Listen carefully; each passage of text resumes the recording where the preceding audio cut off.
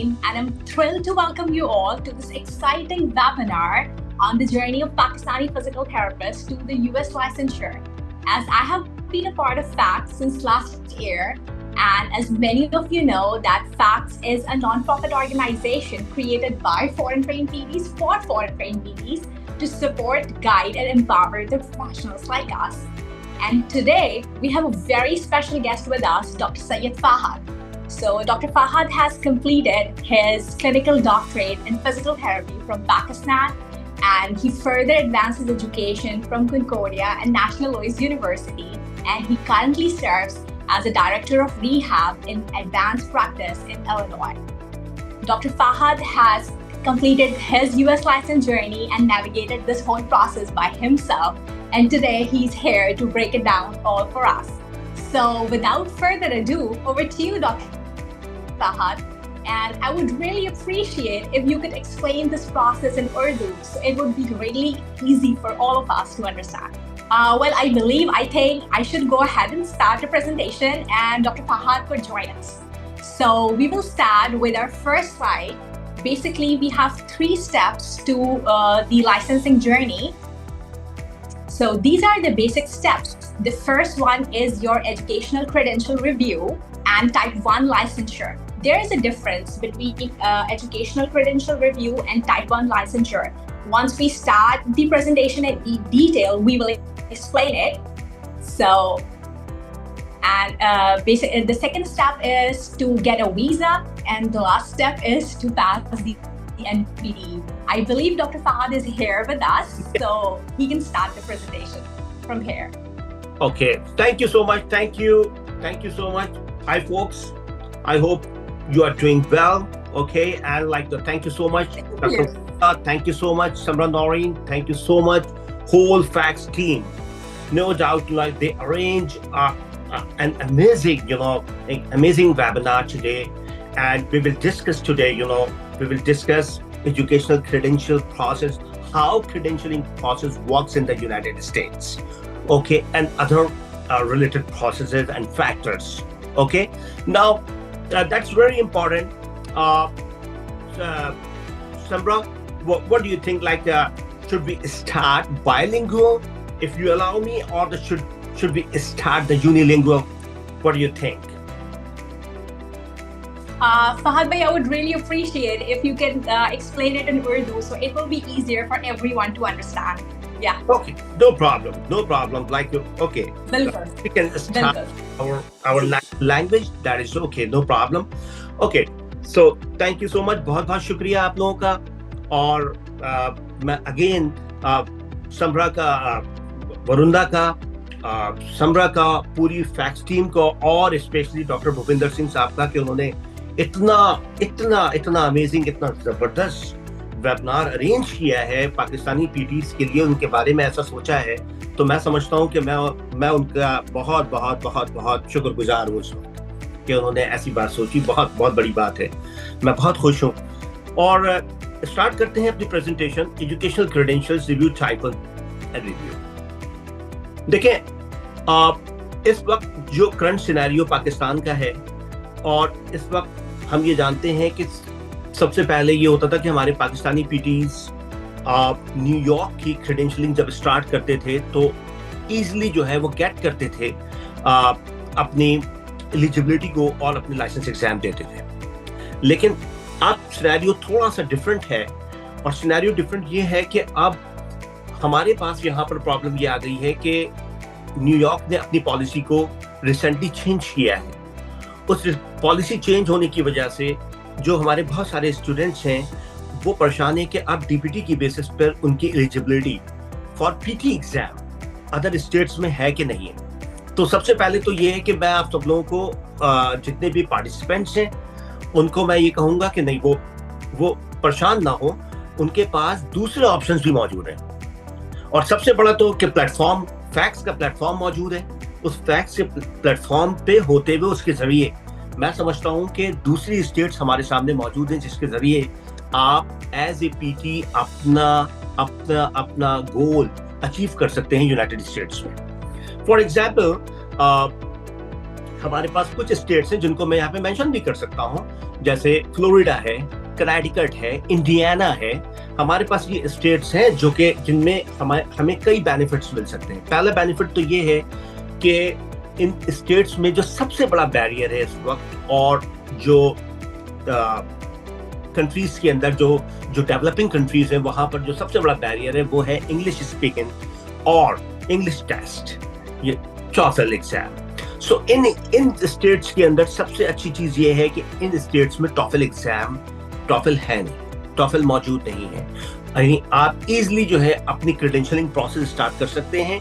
उसके लिए सबसे पहले आप FCCPT पे जाएंगे, और FCCPT पे जाने के बाद अपना ECR एजुकेशनल क्रेडेंशियलिंग रिव्यू स्टार्ट करेंगे, क्लिक करेंगे, और क्लिक करने के बाद वो आपसे ये पूछेंगे कि फॉर विच स्टेट, आप किस स्टेट के लिए ये ECR करवाना चाहते हैं। जब आप उस पर क्लिक करेंगे, either Florida, Connecticut, Indiana, okay, and then click one state and you are good to go. Step by step they will ask you some information, some personal information regarding your education and all these things, and at the end like you're gonna pay your fees. आप अपनी fees पे करेंगे और your process will start. तो process जब start होगा आपकी educational credentialing का, so you will request to your school and they will arrange your documents. Okay, सबसे पहले मैं ये बता दूं कि यहाँ पर मेरे पास इस वक्त 10 ऐसी इंक्वायरीज हैं जिसमें उनके स्कूल ने जो है वो उनके डॉक्यूमेंट्स को रॉन्ग अरेंज किया एंड अल्टीमेटली वो क्रेडेंशियलिंग प्रोसेस स्टार्ट नहीं हो सका। तो ये बहुत इंपॉर्टेंट है यहाँ पे, इस लेवल पे जितने भी कैंडिडेट्स हैं उनको ये बात सुन लेनी चाहिए, must keep in your mind कि क्रेडेंशियलिंग प्रोसेस के वक्त your school will arrange your documents, okay?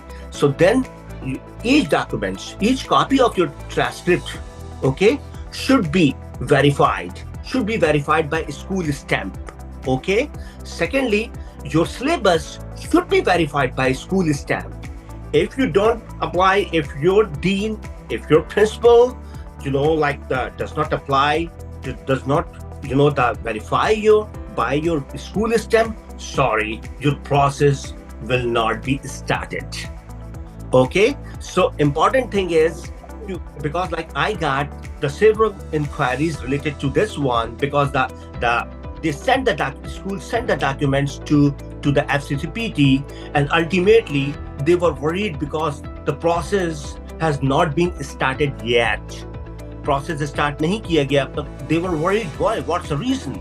The reason is that because they sent the documents without verification, without school sealed. So that's why, that's the reason.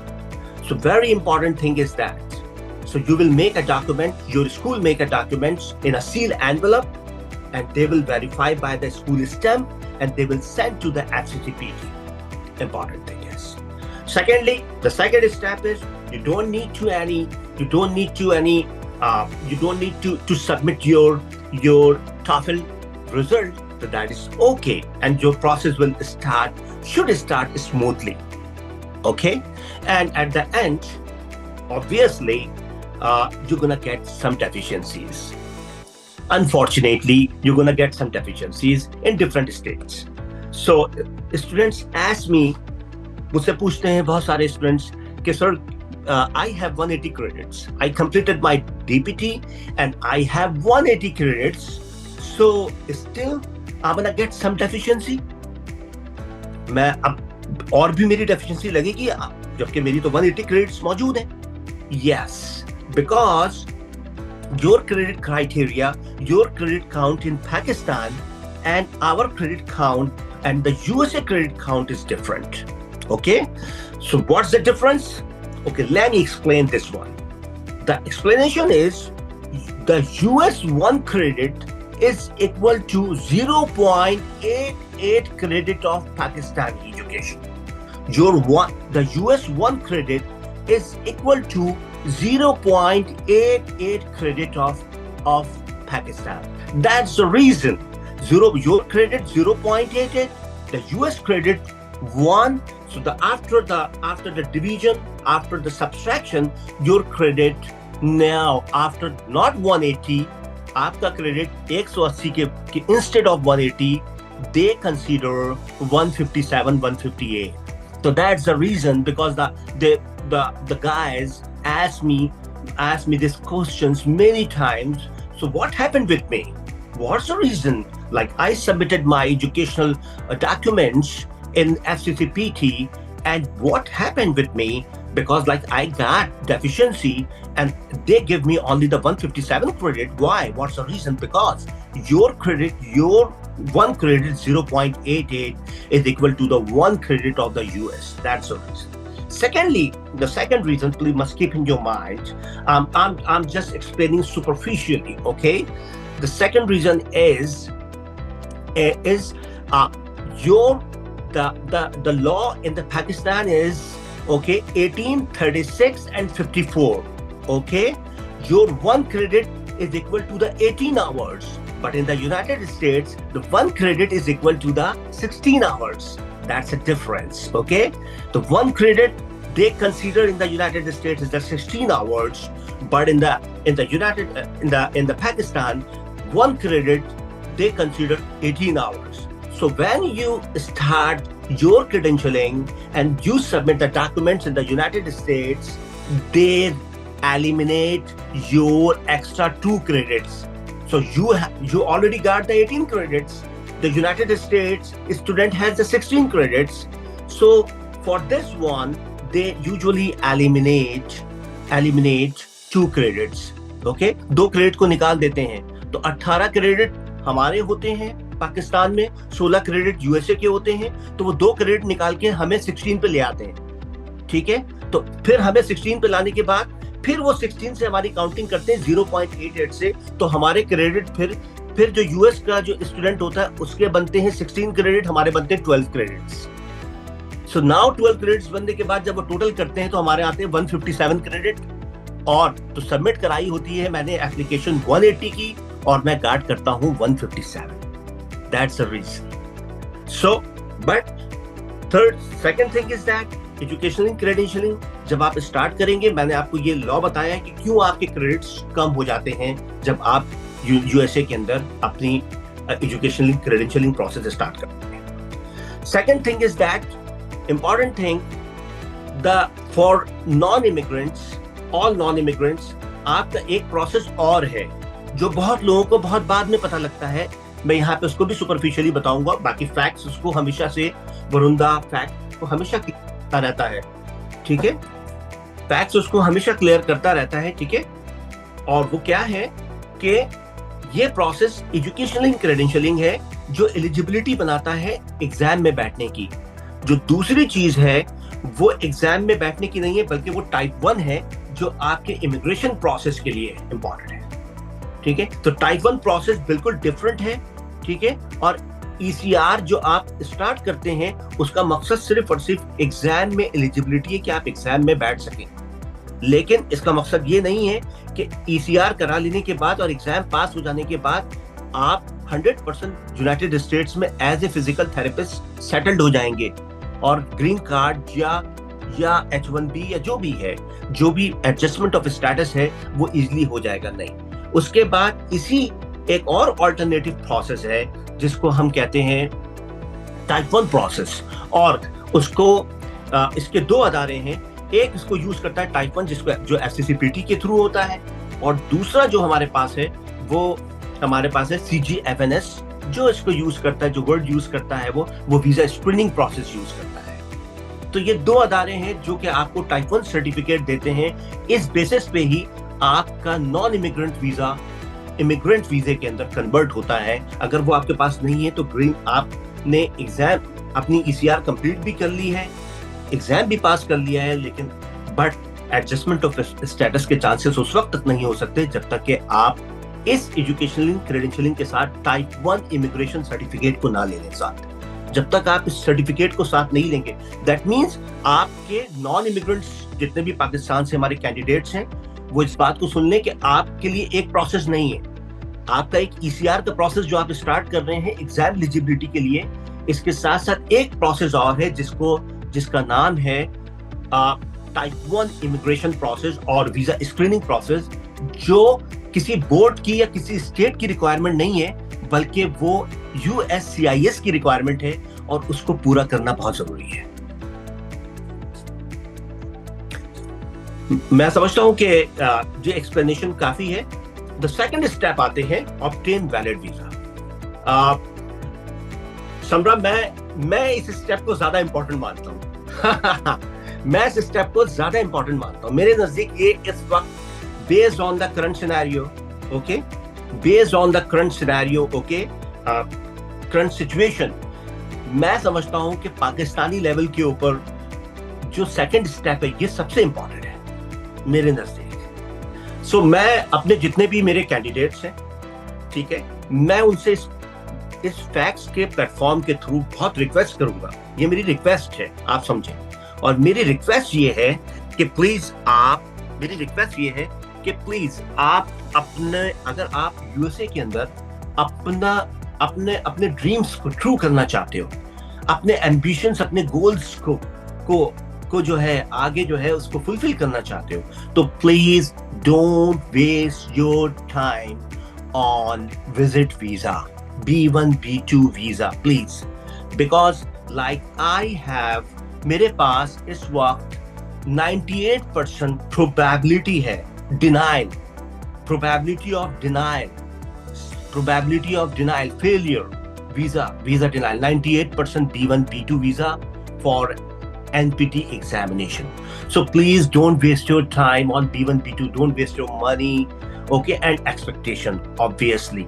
तो इन सब चीजों से बचें आप, और मैं आपको सजेस्ट करूंगा, मैं उस पाथवे को सजेस्ट करूंगा जिस पाथवे को मैंने फॉलो किया, और मेरे जितने भी दूसरे जितने भी मेरे जो पीयर्स थे, जो मेरे फ्रेंड्स थे, उन्होंने इसको किया, और वो है F1 visa, the best visa. मैं कहता हूँ इससे ज्यादा इस वक्त बेनिफिशियल पाकिस्तानी लेवल के ऊपर, अगर पाकिस्तानी लेवल के ऊपर पाकिस्तानी पीटीज अपना फ्यूचर यूनाइटेड स्टेट्स में बनाना चाहते हैं, तो उनके लिए इस वक्त जो सबसे बेस्ट ऑप्शन है वो F1 है, ओपन है F1। तो प्लीज अपना status bar B1 B2 apply करके USCIS के अंदर अपना स्टेटस को खराब ना करें, क्योंकि जब आप चेंज ऑफ स्टेटस करके B1 B2 से फिर F1 लेने की कोशिश करते हैं तो वो ये बात समझ जाते हैं और आपको वीजा नहीं देते। तो प्लीज ऐसा बार मत करें, और स्टेट अपना F1 वीजा अप्लाई करें। मुझसे बहुत सारे लोगों ने क्वेश्चंस किया कि sir education is very expensive in the United States. So, sir, we can't bear this education because it's very expensive. कि इतनी महंगी expensive education को मैं कैसे bear करूं? मेरे पास तो इतने पैसे नहीं हैं। Yes, you are right. So, इसका मैं आपको एक solution देता हूं कि आपको ये जरूरत नहीं है कि आप बहुत ज्यादा किसी बहुत ही कॉस्टली यूनिवर्सिटी के अंदर एडमिशन दें। नो, इसकी कोई जरूरत नहीं है। आपको कोई जरूरत नहीं है कि आप जो है वो स्टैनफोर्ड या हार्वर्ड या इस किस्म की कोई बहुत बड़ी यूनिवर्सिटी में, या कैलिफोर्निया यूनिवर्सिटी, बहुत सारी यूनिवर्सिटीज हैं जो बहुत ऑनरेबल है हमारे लिए, लेकिन वो तो बहुत उनकी फीस है, तो इसकी जरूरत नहीं। आप मिड रेंज यूनिवर्सिटी में एडमिशन लें जिसकी रेपुटेशन भी अच्छी हो और उसकी फीस भी। ऐसे बहुत सारे हमारे हेल्थ केयर के प्रोग्राम्स हैं जिसमें आप जस्टिफाइड हैं एज ए फिजिकल थेरेपिस्ट, जिसमें आपको इजिली वीजा आप गेट कर सकते हैं और आपको 5 इयर्स का वीजा आराम से मिलेगा। आप यहाँ 5 इयर्स के लिए आए, इजी वे के अंदर आप अपने एग्जाम क्लियर करें। जब आप यहाँ मौजूद होंगे आप अपना टाइप 1 लें। जब आप यहाँ खुद होंगे तो एम्प्लॉयर्स या कंपनीज, जितनी भी पीटी कंपनीज या एम्प्लॉयर्स हैं, उनके लिए फर्स्ट प्रायोरिटी आप होंगे। तो इसलिए जैसे एग्जाम पास होगा वो आपको बोलेंगे yes we are here for you, no problem, okay we will do, no problem, and they will file your H1B और the green card on behalf of you. So I think मैं नहीं समझता, जब आप विजिट वीजा पे होते हैं तो 6 मंथ्स आपकी ड्यूरेशन होती है। आप 6 मंथ्स के बाद 6 मंथ्स के अंदर एग्जाम देके आपको लीव करना होता है, ठीक है ना। इतना आसान नहीं है कि आप विजिट वीजा पे आके स्टे करें, और अब तो जो करंट सिनेरियो है उसके अंदर ये इतना इजी नहीं है कि आप ऐसा कोई काम करें, ठीक है। तो अब आप जब एग्जाम देकर लीव करते हैं यहाँ से, तो पाकिस्तान में बैठ के जब आप जॉब अप्लाई करने की कोशिश करते हैं तो प्रेफरेंस हमेशा से उसको मिलती है जो यूनाइटेड स्टेट्स में मौजूद है। तो आपकी F1 एजुकेशन आपको कई बेनिफिट्स दे रही है। नंबर 1, पहला बेनिफिट, टॉफल एग्जाम्शन इन टाइप 1। जब टाइप 1 होगा, जब आप यहाँ से मास्टर्स करेंगे, F1 एजुकेशन के ऊपर पढ़ेंगे अच्छी तरीके से, तो आपको सबसे पहले टाइप 1 के अंदर जो टॉफल, जो USCIS ने टॉफल का क्राइटेरिया रखा है, वो आपका एग्जाम कर दिया जाएगा, आपको बेनिफिट दिया जाएगा, आपको रिगार्ड दिया जाएगा कि आपने यहाँ से एजुकेशन ली है, तो हम आपका टॉफल एग्जाम करते हैं। कितना बड़ा बैरियर आपका खत्म हो गया, बहुत बड़ा बैरियर है, सबसे बड़ा बैरियर आपका यहाँ से खत्म कर देती है और आपका इजिली। नंबर 2, आपकी US एजुकेशन, आपकी क्रेडेंशियलिंग, यानी अगर कोई टूल 6 में जाना चाह रहा है, कैलिफोर्निया, इलिनॉय, ठीक है, इलिनॉय और टेक्सास, तो कोई प्रॉब्लम नहीं है, क्योंकि आपकी US एजुकेशन उस क्रेडेंशियलिंग के अंदर आपकी DPT के साथ हेल्प करेगी और आपकी डेफिशिएंसीज को कम करेगी। Another benefit, third benefit is, जब आप यहाँ पर आके पढ़ेंगे, यहाँ की कम्युनिटीज से, यहाँ के एटमॉस्फेयर से, यहाँ के एनवायरनमेंट से अवेयर होंगे, तो ड्यूरिंग प्रैक्टिस आपको कोई प्रॉब्लम नहीं होगी कि जब आप प्रैक्टिस करेंगे एज ए PT, तो आपकी कम्युनिकेशन, आप इस कम्युनिटी के नॉर्म्स को, इसके कल्चर को, इसकी सारी चीजों को बहुत अच्छी तरह से पहले से जानते होंगे, तो आपको बहुत आसानी होगी इस कल्चर के अंदर अपने आप को एक्लिमेटाइज करना। तो मैं ये समझता हूं कि अगर आप ऑब्टेन वीजा करना चाहते हैं, वैलिड वीजा, तो इस वक्त सबसे best, in my opinion, F1 visa is the best visa, best option. And third option is the pass NPT exam. Really, obviously, और मैं तो ये कहूंगा कि NPT एग्जाम पास करना no problem, because final frontier इस वक्त मौजूद है हमारी। जो final frontier is doing wonderful, doing great. So मैं नहीं समझता कि हर चीज का बैकअप मौजूद है, फैक्ट्स का बैकअप आपके पास मौजूद है गाइडेंस के लिए। फाइनल फ्रंटियर PT एग्जाम को पास करना भी मैं नहीं समझता कि अब कोई बड़ी बात है। मैं यहाँ बैठा हूँ और मैं फाइनल फ्रंटियर का ही स्टूडेंट हूँ, मैंने फाइनल फ्रंटियर से ही पास किया है, और यही वरुंदा और ये प्रियम और जितने डॉक्टर भूपिंदर सिंह और जितने भी लोग हैं, इन्हीं से मैंने पढ़ा है और मैंने पास किया। तो मैं ये समझता हूँ कि पासिंग एग्जाम आपके लिए कोई इशू नहीं होना चाहिए, क्योंकि उसके लिए एक इतना well authorize, well organized platform मौजूद है कि मैं नहीं समझता कि it's not a big deal. Big deal is obtain for Pakistani students again, obtain valid visa. Okay, and I give you an explanation. मैं आपको एक्सप्लेनेशन दे चुका हूं कि आपके लिए वैलिड वीजा ऑप्शन इस वक्त B1 B2 नहीं है। प्लीज अपने फ्यूचर के साथ ना खेलें और अपने फ्यूचर को बर्बाद ना करें, और कोशिश करके F1 वीजा पे आए।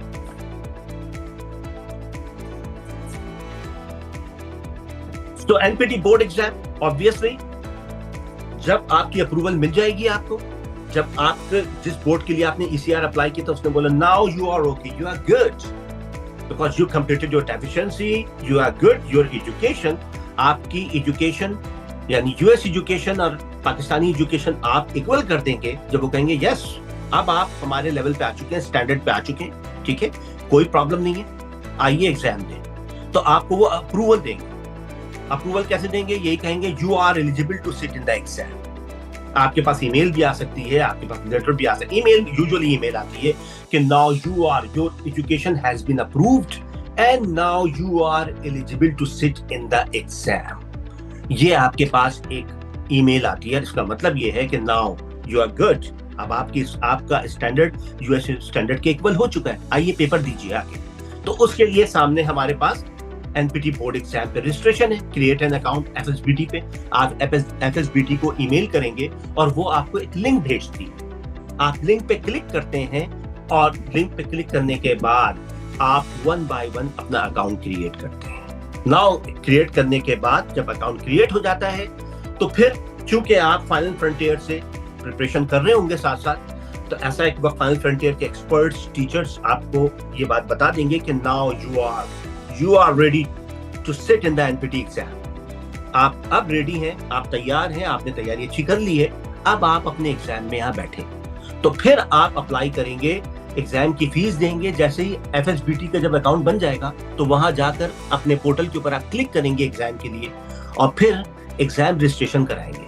जैसे ही एग्जाम रजिस्ट्रेशन कराएंगे आप, यानी फीस देंगे, एग्जाम की fees usually around two $500, $499 around after tax, और $499 यानी $500 आपकी फीस हो जाती है तकरीबन, ठीक है। और फिर इंतजार वेट करेंगे एग्जाम अप्रूवल का, जिसको ATT लेटर कहते हैं।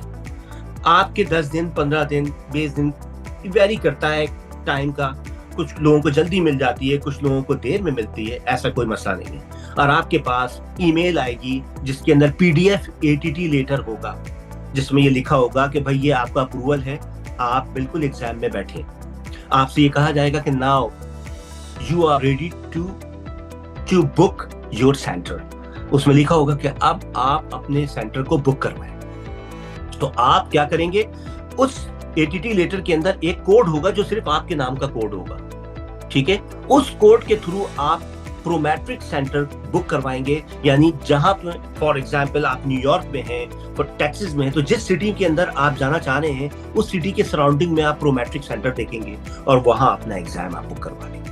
वो एग्जाम हमेशा बुक होगा उसी कोड के थ्रू जो कोड ATT लेटर में सेंड करेगा बोर्ड आपको, जिस बोर्ड से आप पेपर दे रहे होंगे। उसी कोड को जब डालेंगे आप वहां पर, तो आपके सामने आपकी लोकेशन पूछेगा वो कि किस लोकेशन में आप पेपर देना चाहते हैं, और उस लोकेशन के सराउंडिंग आपको प्रोमेट्रिक सेंटर वो गाइड करेगा जहां पर आप अपना एग्जाम बुक कराएंगे और फिर एग्जाम देने के लिए जाएंगे और यकीनन पास भी होंगे।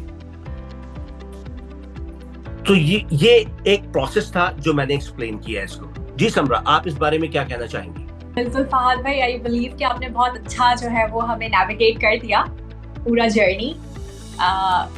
There are few points I just want to add on. अगर आप क्रेडेंशियलिंग स्टार्ट करा रहे हैं, जस्ट ट्राई ना start ahead, I mean a bit early, क्योंकि क्रेडेंशियलिंग जो है वो टाइम टेकिंग प्रोसेस है बिल्कुल।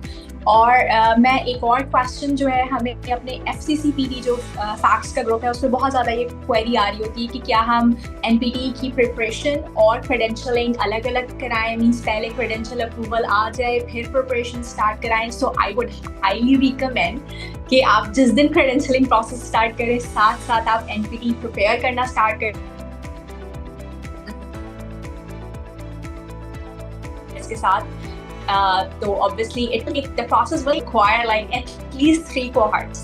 So बिल्कुल मैं ये रिकमेंड करूँगी कि कम से कम 3 cohorts, 2 to 3 cohorts आप लें स्टडी करने के लिए, because it's not that easy to clear NPT.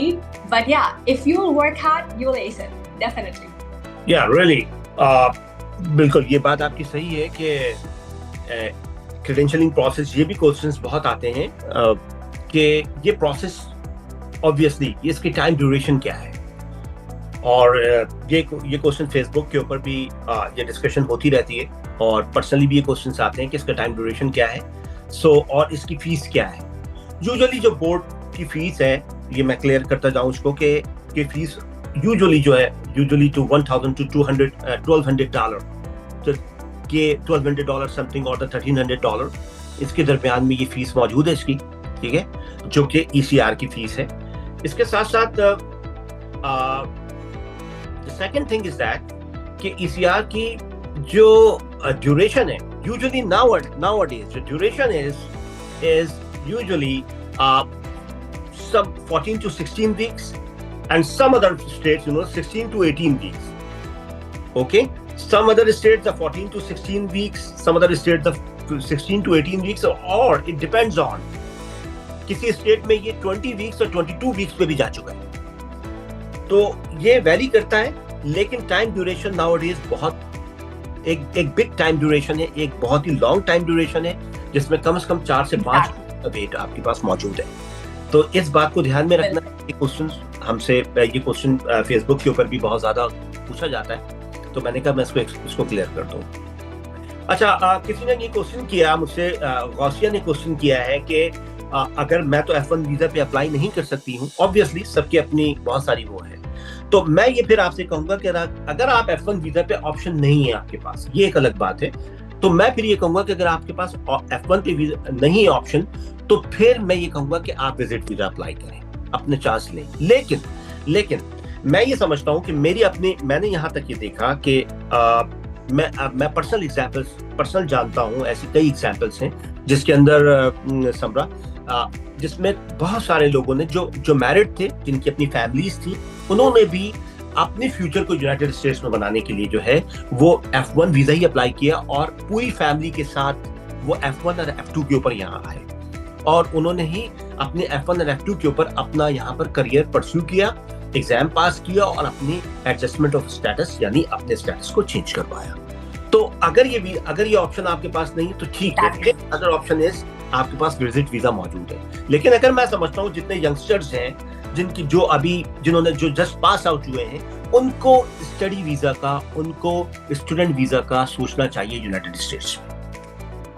और फर्दर इंफॉर्मेशन के लिए फैक्ट से वरुंदा से हमेशा से कांटेक्ट करना चाहिए ताकि फैक्ट्स इस बारे में फर्दर उनको गाइड करे और फर्दर उनकी जो है वो हेल्प कर सके। Exactly, and with that, I think we should move on to our last slide. Yeah. Because once you clear your NPT, then there are certain states जिनकी state specific requirements भी हैं, like jurisprudence exam and clinical supervised practice. तो फहद भाई थोड़ा सा इसको भी explain कर दें कि jurisprudence exam क्या है, कुछ states में required है, कुछ में required नहीं है। Actually, yes. कुछ स्टेट्स में रिक्वायर्ड है, कुछ स्टेट्स में ये रिक्वायर्ड नहीं है। For example, I am practising in Illinois, so in Illinois like that, Illinois, Chicago, so I did not need jurisprudence exam, okay? But on the other hand, you know, like for Florida, okay, so you know they require the jurisprudence exam. So मैं जिस state में practice करता हूँ Chicago में, वहाँ jurisprudence exam requirement नहीं है board की।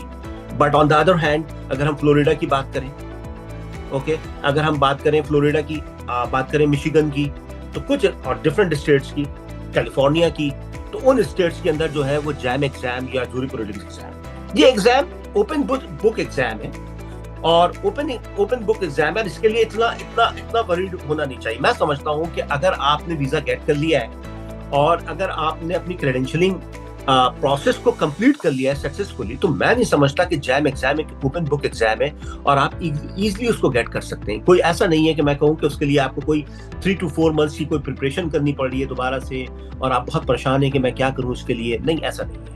मैं समझता हूँ इट्स वेरी इजी। उनकी फॉर्मेलिटी है जिसको पूरा करना बहुत जरूरी है। बिल्कुल इसी तरीके से जैसे कि आज एक क्वेश्चन आपने देखा था कि आज एक क्वेश्चन जो है वो किया कि फॉर एग्जाम्पल बैकग्राउंड चेक के ऊपर किसी ने क्वेश्चन किया है, तो ठीक है, कुछ स्टेट्स की बैकग्राउंड चेक की रिक्वायरमेंट बहुत ज्यादा टफ है, कुछ स्टेट्स की बैकग्राउंड चेक की रिक्वायरमेंट सबकी है लेकिन मोर और लेस है। फॉर एग्जाम्पल कैलिफोर्निया की बैकग्राउंड चेक की रिक्वायरमेंट बहुत टफ है, ठीक है, उन्होंने बहुत सारी चीजें बैकग्राउंड चेक के अंदर रखी है। लेकिन on the other hand Illinois की बैकग्राउंड चेक की रिक्वायरमेंट इतनी टफ नहीं है। मैं एग्जाम्पल दे रहा हूँ। इसी तरीके से जैम एग्जाम भी ऐसा एग्जाम ओपन बुक एग्जाम है और आप इजीली उसको जो है वो ओवरकम कर सकते हैं, वो कोई ऐसी बड़ी बात नहीं है, ठीक है। तो कुछ स्टेट्स में ये लॉ एग्जाम मौजूद है, कुछ स्टेट्स में ये लॉ एग्जाम नहीं है। तो जब आप एग्जाम देने आएंगे तो कुछ स्टेट्स के अंदर लॉ एग्जाम पहले देना जरूरी है, कुछ स्टेट्स में लॉ एग्जाम पहले देना जरूरी नहीं है, आप बाद में भी दे सकते हैं, कोई प्रॉब्लम नहीं है। तो ये कोई इतना बड़ा मैटर नहीं है कि इसको वो किया जाए। मैटर है क्रेडेंशियलिंग प्रोसेस, मैटर है टाइप 1। मेरे लिए क्रेडेंशियलिंग प्रोसेस भी इंपॉर्टेंट है लेकिन उससे भी ज्यादा इंपॉर्टेंट वीजा गेटिंग और टाइप 1 प्रोसेस है, क्योंकि जब कोई शख्स अपनी एग्जाम पास भी कर लेता है किसी बोर्ड से, तो फिर वो कहता है, फिर वो बड़ा हैरान होता है। कई स्टूडेंट्स है मेरे पास जो कहते हैं अब एक और प्रोसेस स्टार्ट होगा।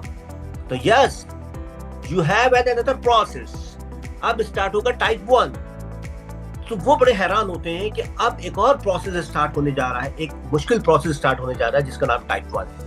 अब अगर उनकी फॉरेन एजुकेशन यहाँ से नहीं होती है तो उनको फिर टॉफल देना पड़ता है, अगर उन्होंने पहले टॉफल नहीं दिया होता, क्योंकि टाइप 1 टॉफल के बगैर नहीं हो सकता। फिर टाइप 1 के अंदर 2 चीजें फिर मैं क्लियर कर दूं कि टाइप 1 जो है टाइप 1 वो सर्टिफिकेट है जिसका किसी स्टेट से कोई ताल्लुक नहीं है। मैं अगेन रिपीट कर रहा हूँ, मैं रिपीट कर रहा हूँ कि टाइप 1 का किसी स्टेट से ताल्लुक नहीं है। टाइप 1 जो गेट किया जाता है सर्टिफिकेट, वो अपने स्टेटस को एडजस्ट करने के लिए, इमिग्रेशन लेने के लिए, H1B को लेने के लिए यूनाइटेड स्टेट्स में, और ऑब्वियसली अल्टीमेट गोल हर थेरेपिस्ट का यही है। That's why I am emphasising again and again.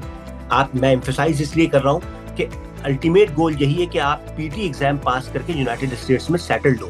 तो यूनाइटेड स्टेट्स में सेटल होने के लिए एक स्टेप पीटी एग्जाम पास करना है, जिसके लिए ईसीआर कराते हैं आप, जिसके लिए सारे काम करते हैं, क्रेडेंशियलिंग कराते हैं। सेकंड स्टेप सेटलमेंट के लिए वीजा है, जिसके लिए आपको एक और प्रोसेस जिसका नाम है टाइप 1 सर्टिफिकेट या फिर वीजा स्क्रीनिंग आपको लेनी बहुत जरूरी है। तो ये दो प्रोसेस हैं। जैम एग्जाम कुछ स्टेट्स में रिक्वायर है, कुछ में नहीं है, but this is an open book exam, so I think so that's not a big deal, और ऐसा कोई बड़ा मसला नहीं है उसके लिए।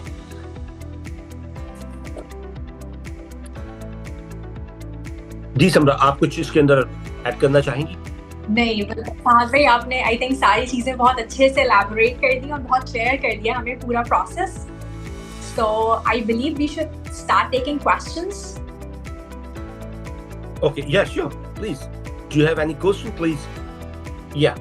So, let me clear this question.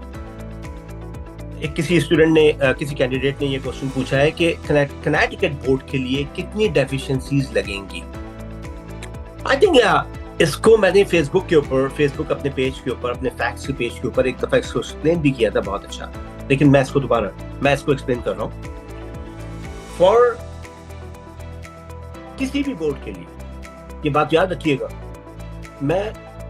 कोई भी शख्स कैलकुलेशन की बेसिस पर ये तो कह सकता है कि तुम्हारी डेफिशिएंसी ये लग सकती है, लेकिन कितनी क्रेडिट की डेफिशिएंसी लग सकती है कोई भी नहीं बता सकता। उसकी वजह यह है कि it depends on different factors. तो अंदाजन मैं बता सकता हूं, अंदाजन आप बता सकते हैं, अंदाजन कोई भी इवैल्यूएटर बता सकता है, लेकिन वो अंदाजा है। सो कोई भी ये फिक्स वो नहीं कर सकता कि कितनी डेफिशिएंसीज और किस कंटेंट की डेफिशिएंसी लगेगी। उसकी वजह ये कि depends on different evaluators to evaluators vary करता है। ओके, तो डिफरेंट इवैल्यूएटर्स हैं वहां पे। हर एक इवैल्यूएटर का क्राइटेरिया, उसकी डिस्क्रिशन मींस देखने के बाद ये अंदाजा लगाना कि किस कंटेंट में मैं इसकी डेफिशिएंसी लगाऊं या नहीं, उसका अपना डिसीजन ये बहुत डिपेंड करता है। दैट्स द रीजन कि एक ही पाकिस्तानी इंस्टीट्यूट से एक ही वक्त में दो लोग पास आउट हुए और दोनों की डेफिशिएंसी सेम कंटेंट के साथ डिफरेंट लगी। तो इसका मतलब यह हुआ कि एक का सिलेबस किसी और तरफ गया, किसी और इवैल्यूएटर के पास, और एक का सिलेबस किसी और इवैल्यूएटर के पास गया। तो ये इतना आसान नहीं है कि ये बताया जा सके कि कौन से कंटेंट में डेफिशिएंसी लगेगी और कितनी डेफिशिएंसी। हाँ, जनरली बताई जा सकती है, जनरली पाकिस्तान के लेवल के ऊपर इस बात को एक्सप्लेन किया जा सकता है। याद रखिएगा, मैं उसको एक्सप्लेन कर रहा हूँ कि क्या डेफिशिएंसी लग सकती है, बट याद रखिएगा ये डेफिशिएंसी मैं एक जनरल टॉक कर रहा हूँ, ठीक है। बाकी ये डिपेंड करता है इवैल्यूएटर के ऊपर, जैसे मैंने एक्सप्लेन किया। जैसे मिसाल के तौर पर हमारी जनरल एजुकेशन के अंदर chemistry, mathematics, physics, delegation, cultural competency, ये बड़ी कॉमन है। जैसे मैरीलैंड बोर्ड, मेरे पास कई स्टूडेंट आ चुके हैं मैरीलैंड बोर्ड से जिनकी कल्चरल कॉम्पिटेंसी में डेफिशिएंसी लगा रहे थे। तो कल्चरल कॉम्पिटेंसी, तो दैट मींस कहीं पे केमिस्ट्री, मैथमेटिक्स में डेफिशिएंसी ज्यादा लगा रहा है बोर्ड। तो मैं ये समझता हूं कि अगर आप अपनी डेफिशिएंसी को पूरा करना चाहते हैं अपनी रिपोर्ट के बाद, लेकिन अगर देखना चाहते हैं अपने कोर्स कंटेंट को, तो देखें क्या आपने केमिस्ट्री किया है, क्या आपने फिजिक्स किया है, मैथमेटिक्स किया है, डेलीगेशन का कोर्स किया है, और कल्चरल कॉम्पिटेंसी। ये तो बहुत कॉमन है, जो मैं समझता हूं कि पाकिस्तानी पीटी को इसको पहले कर लेना चाहिए। इसमें कोई वो नहीं है, इसमें कोई दो राय नहीं है, इसमें कोई वो नहीं है कि इसको नहीं करना चाहिए, इसको पहले कर लेना चाहिए। इसका इवैल्यूएटर से कोई ताल्लुक नहीं। तो इसको तो पहले इन कंटेंट्स को पहले करके जो है पूरा रखें। बाकी ये है कि कनेक्टिकट और डिफरेंट स्टेट्स की डिफरेंट क्राइटेरिया है। Other question? भाई एक और क्वेश्चन है हमारे पास। एक स्टूडेंट है जो फाइनल ईयर में है, 5th ईयर ऑफ डीपीटी में। So she is asking that what like she should do. क्या वो अभी स्टार्ट कर सकती है अपना प्रोसेस? सो आई बिलीव बिल्कुल आप अपना स्टार्ट कर सकते हो प्रोसेस। अपना कोर्स सिलेबस अपने स्कूल से आप बिल्कुल कह सकते हैं उनको सेंड करने के लिए। फाइनल ईयर में आप स्टार्ट करा सकते हैं एफसीसीपीटी से अपना इवैल्यूएशन। जी बिल्कुल, फाइनल ईयर में जी करा सकते हैं। पहले कपल ऑफ इयर्स बैक ये लॉ नहीं था, लेकिन अब है कि बिल्कुल आप करा सकते हैं फाइनल ईयर में, यस। और आपका थोड़ा सा टाइम लगेगा, थोड़ा स्टे करेंगे, ये अच्छी बात होगी। मैं बड़ा फोकस्ड हूँ अपनी यूथ के ऊपर, जो पास आउट हो रहे हैं लोग, यंगस्टर्स, ये इनमें एनर्जी है, ये एनर्जेटिक हैं, इनको आगे आना चाहिए, इनको इतना जल्दी जो है वो डिसअपॉइंटेड नहीं होना चाहिए। तो मैं समझता हूँ कि प्लीज आपके लिए सारे डोर्स खुले हैं, आपके लिए फैक्ट्स हैं, आपके लिए फाइनल फ्रंटियर है, सारे इतने बड़े बड़े प्लेटफॉर्म है। तो मैं नहीं समझता कि आपको कोई प्रॉब्लम होनी चाहिए आगे आने के लिए, आपको कोई भी नहीं रोक सकता आगे आने से। तो मैं ये समझता हूँ कि आप प्लीज आप आगे प्रोसीड करें और अपना फ्यूचर आप अपने यूनाइटेड स्टेट्स के अंदर अपने आप को सेटल करें और अपना फ्यूचर बनाएं, कोई प्रॉब्लम नहीं। Okay, so I believe हमारे सारे questions जो हैं वो टीम ने भी बहुत ज़्यादा queries को respond कर दिया है in chat. So thank you so much everyone to joining us today. Thank you Dr. Fahad, thank you Dr. Bhupinder Singh, Dr. Vrunda, David for being here, Dr. Kiran, Jane, Simon. Thank you everyone for joining us today. और बिल्कुल अगर कोई भी query हो, you want anything, you need any information, या फिर आपको कोई state specific requirement देखना हो, तो आप बिल्कुल www.factspt.org पे visit कर सकते हैं। हमारा एक और upcoming webinar भी है, that's going to be on Compact, PD Compact. So बिल्कुल आप उसके लिए भी जो है ना वो थोड़े दिन में हमारे पोस्ट हो जाएगा, आप उसके लिए भी रजिस्टर कर सकते हैं। So, thank you everyone. Thank you so much. Thank you. I'm highly grateful to again, I'm highly grateful to Dr. Bhupinder Singh. I'm highly grateful to Dr. Vrunda Kapadia, Dr. Samra Noreen. Like, you are doing amazing. And David, no doubt. So, you are doing amazing. You know, like you think about, you are thinking like that. I discussed initially, like that at the starting of the presentation, like the Vrunda, like think about the Pakistani PTs. That is amazing. Highly appreciated. Thank you so much and have a great day.